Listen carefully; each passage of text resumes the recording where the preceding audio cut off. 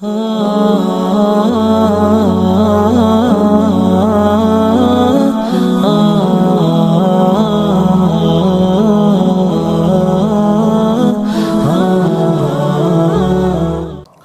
akan masuk sekarang solusi yang kedua, yaitu mengisolasi tempat adanya wabah dan juga mengisolasi orang yang sedang terjangkit. Saudaraku seiman, lockdown atau yang sudah dikenal dengan istilah ini di zaman kita sekarang, atau mengisolasi, baik itu negara mengisolasi tamu atau pengunjung yang datang dari luar, ataupun penduduk setempat untuk keluar ke tempat-tempat yang memang dasarnya ada wabah. Apakah itu corona di zaman kita sekarang ataupun yang lainnya tentunya. Dan itu beranjak daripada hadis Nabi alaihi salatu wassalam yang sudah menyampaikan kepada kita 1400 tahun sekian yang lalu.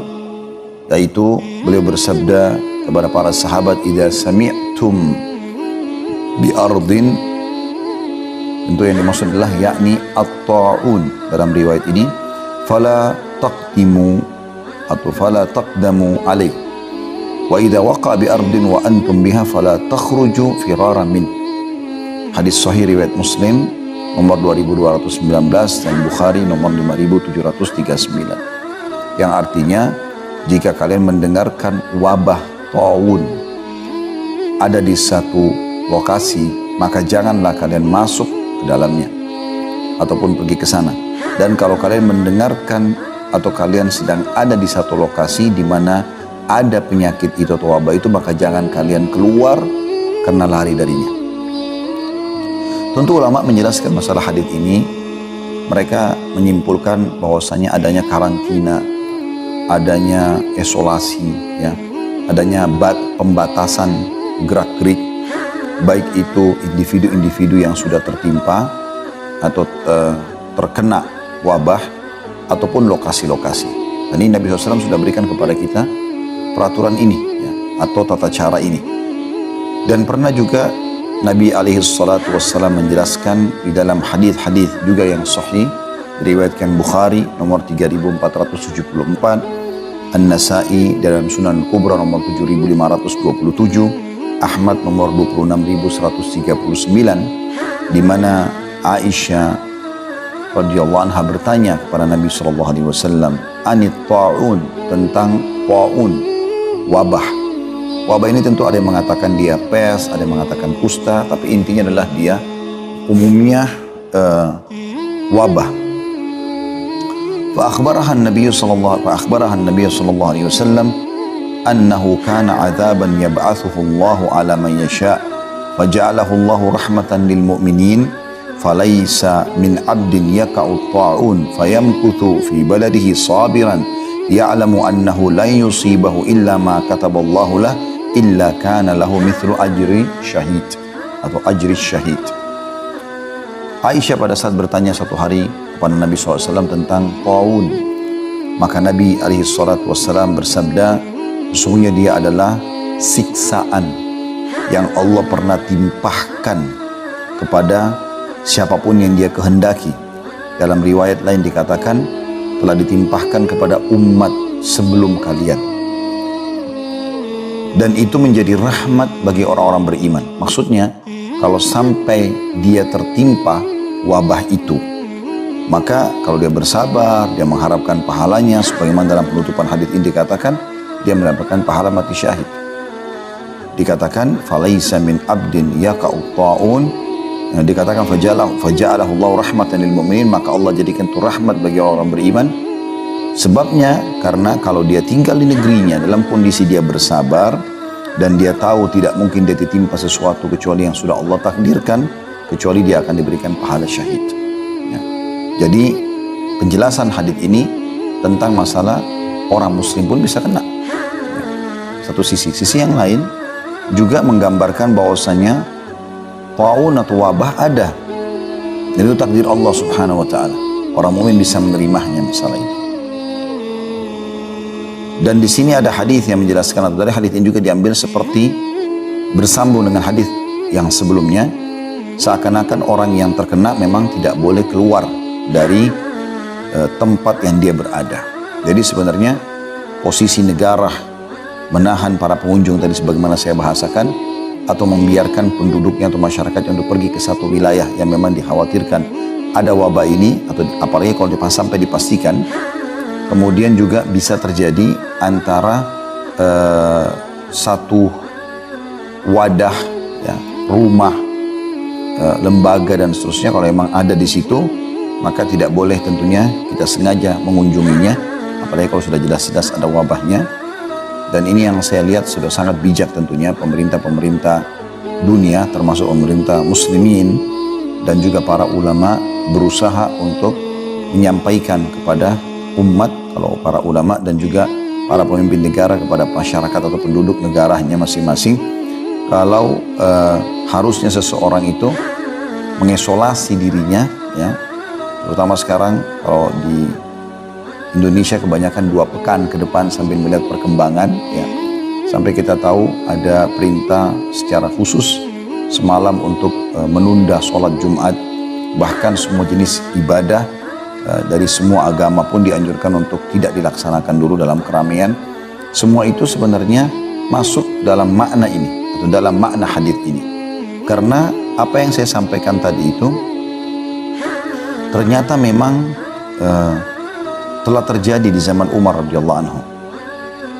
Jadi riwayat yang masyhur dari Umar radhiyallahu anhu, beliau pernah berjalan bersama pasukan yang menuju ke negeri Syam, yang pada saat itu terjadi peperangan antara dengan kaum Romawi, yaitu bangsa Romawi. Dan pada saat Umar bin Khattab mau tiba di satu lokasi, ternyata diberitakan kepada beliau kalau di situ ada wabah taun. Maka Umar pun bermusyawarah dengan para sahabat-sahabatnya. Kira-kira apa yang harus kita lakukan? Kita masukkah dan bertawakal kepada Allah, atau kita tidak masuk? Gitu kan? Makanya Umar bin Khattab sempat bermusyawarah dengan para muhajirin, para ansar. Mereka berpecah pendapat. Ada yang mengatakan kita masuk saja dan bertawakal kepada Allah. Kalau terjadi ya terjadi. Yang sebagian lagi mengatakan tidak, kita tidak akan masuk sementara kita belum tertimpa. Salah satu yang sempat sedikit menekan Umar bin Khattab adalah sahabatnya mulia Abu Ubaidah bin Jarrah radhiyallahu anhu. Siapa yang tidak kenal aminnya umat ini, atau orang yang paling terpercaya dari umat ini, yang dipuji oleh Nabi alaihi salatu wassalam, bahkan termasuk salah satu dari 10 orang yang dijamin masuk surga. Maka dia mengatakan, wahai Amirul Mukminin, apakah anda lari dari takdirnya Allah? Maka Umar bin Khattab menghadap kepada Abu Ubaidah lalu berkata, wahai Abu Ubaidah, andai saja bukan kau yang mengucapkan itu. Maksudnya, kok bisa kau bisa mengucapkan kata-kata itu, sementara sebenarnya kau harus punya ilmu. Seakan-akan bahasa Umar seperti itu radhiyallahu anhu ajma'in. Maka Umar mengatakan, iya, aku lari dari takdir Allah kepada takdir Allah yang lain. Wahai Abu Ubaidah, kalau seandainya kau punya seekor unta dan engkau menemukan ada 2 buah lembah di hadapanmu, yang satu lembah gersang, yang satu lembah penuh dengan pepohonan, di mana kau akan meletakkan untamu? Maka Abu Ubaidah pun terdiam. Pada saat itu seakan-akan Umar mengatakan radhiyallahu anhu ajma'in, apakah kau akan masukkan ke gersang lalu kau bilang tawakal Allah, atau kau akan memilih takdir Allah subhanahu wa ta'ala dengan memilih, ya, maksudnya dengan mencari tempat, ya, yang penuh dengan pepohonan. Di sini seharusnya orang sudah bisa memahaminya. Tapi dalam beberapa buku sejarah disebutkan kalau Abu Ubaidah dan beberapa sahabat-sahabat Nabi yang lain, diantaranya yang ikut dengan beliau adalah Mu'adz bin Jabal, da'i Nabi SAW yang masyhur, yang Nabi SAW kirim ke Yaman menjadi da'i.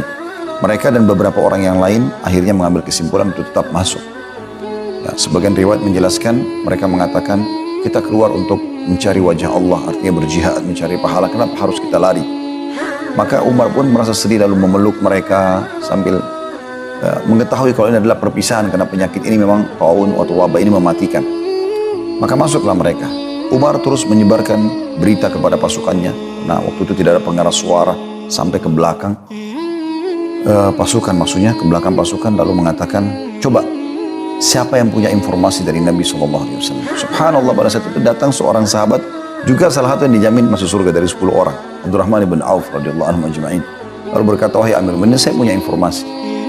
saya telah mendengarkan Rasulullah SAW bersabda, kalau kalian mendengarkan ta'un ada di sebuah tempat, jangan kalian masuk. Dan kalau kalian sedang berada di dalamnya, jangan kalian keluar. Dan ini berarti memang wasiat Nabi SAW sangat luar biasa. Bagaimana kita tidak boleh sengaja menjerumuskan diri kita pada wabah, ya, atau kecelakaan, atau fitnah, atau apa saja yang bisa menjelekkan nama kita. Ya, sebagaimana juga kita tidak boleh membahayakan orang lain. Kata Nabi SAW, la darar wa la dirar. Tidak boleh membahayakan, menyusahkan, dan tidak boleh juga disusahkan atau dibahayakan. Gitu kan? Jadi Nabi SAW juga pernah untuk menjaga contoh yang lain, nama baik beliau pernah lagi i'tikaf di 10 akhir Ramadan, lalu dikunjungi oleh salah satu istri beliau, yaitu Sofiyah binti Huyai radhiyallahu anha. Setelah selesai menyampaikan hajatnya kepada Nabi SAW, Sofiyah pun diantar pulang oleh Nabi SAW. Sementara lagi jalan menuju ke rumah, padahal rumah Nabi SAW tidak jauh dari masjid. Rupanya ada 2 dari orang Ansar tiba-tiba saja mengikuti Nabi SAW dengan langkah yang dipercepat. Maka apa kata Nabi SAW dalam hadis Bukhari Muslim? Ala rizkikuma, pelan-pelan aja kalian. Innaha Sofiyah binti Huyai. Ini adalah Sofiyah binti Huyai. Maksudnya ini adalah istriku, gitu kan? Seakan-akan Nabi SAW mengatakan, jangan kalian curiga. Maka mereka mengatakan, Maha Suci Allah. Maksudnya kami tidak pernah berpikir itu, ya Rasulullah. Kata Nabi SAW, hati-hatilah. Karena syaitan mengalir dalam darah anak Adam sebagaimana mengalirnya darah. Artinya, Nabi SAW sudah mengkanter di sini sebelum terjadi perusakan citra. Nabi SAW mengkanter fitnah sebelum terjadi. Kalau sudah terjadi, maka itu adalah cobaan dan bersabar. Seperti itu kurang lebih apa yang dimaksudkan dalam masalah ini. Jadi Umar bin Khattab radhiyallahu anhu sangat bijak juga dalam memahami langkah-langkah atau mengambil langkah ini. Dan Umar bin Khattab pada saat disampaikan oleh Abdurrahman bin Auf tentang hadis tadi, maka dia pun bersyukur kepada Allah sambil mengatakan, Alhamdulillah yang telah memberikan kami petunjuk. Maka Umar pun tidak jadi masuk ke lokasi tadi. Jadi ini tidak boleh tentu sekarang di zaman seperti sekarang orang sembarangan ngomong, menyalahkan orang, menyalahkan pihak pemerintah, menyalahkan sebagian ulama atau mayoritasnya ulama yang sudah memfatwakan agar mengisolasi diri. Sampai-sampai kita tahu sendiri umroh, haji, kemudian juga sholat berjamaah di masjid, sholat Jumat, ini adalah pertimbangan-pertimbangan yang sangat matang dari mereka. Karena ada dalil yang menunjukkan tentang masalah itu. Demi menjaga supaya tidak tersebarnya virus dan wabah. Yang demi maslahat umum tentunya. Seperti kasus umroh ataupun haji nantinya kalau memang belum dibuka juga. Itu teman-teman sekalian kita bisa bayangkan. Saya berapa kali bimbing umroh dan haji. Di tempat tawaf sangat padat. Dan kita tahu virus corona ini itu begitu tersentuh saja kulit dengan kulit, tangan dengan tangan, dan seterusnya. Sebagaimana kita tahu di Italia, bahkan ada orang yang kena virus corona, memegang saja tiang kereta bisa menyebar ke beberapa orang di kereta itu. Begitu juga dengan Ka'bah misalnya, orang banyak bergelantungan di kiswah Ka'bah, mengusapnya, mencium Hajar Aswad. Jadi memang sangat riskan. Bukan hanya sekedar maslahat untuk muslimin dan penduduk Saudi, tapi untuk muslimin secara umum.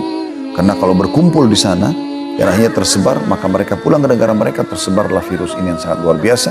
Dan orang bisa menyatakan isu atau berita yang tidak baik tentang Islam, mengatakan Mekah pusat penyebaran virus corona. Dan itu jadi masalah. Ya. Oleh karena itu kita harus bijaksana. Itu juga dengan di negara-negara kita atau di negara kita tentunya di wilayah-wilayah. Ini tentu fatwa tentang masalah bolehnya untuk tidak sholat berjamaah bagi laki-laki di masjid, Jumat ditinggalkan. Ini mengikuti pemerintah setempat. Kalau pemerintah setempat itu sudah menganggap sudah harus seperti itu, maka sebaiknya masyarakat mengikutinya semampu mereka. Tapi kalau pemerintah setempat masih belum menekankan masalah itu karena dianggap masih jauh, mungkin wilayah-wilayah yang jauh di pelosok-pelosok Indonesia misalnya, dianggap tidak masalah, maka tentu saja tidak gugur masalah kewajiban Jumat bagi kaum laki-laki. Dan ini juga termasuk solusi yang diberikan kepada Nabi alaihi salatu wassalam. Dan ini sebuah pelajaran penting tentunya. Sebagai penutup, yang perlu kita garis bawahi tentunya adalah bagaimana ya Allah Subhanahu wa taala tidak mungkin datangkan sebuah penyakit, bencana dan seterusnya. Secara khusus masalah wabah atau penyakit ini kecuali Allah sudah datangkan kesembuhannya.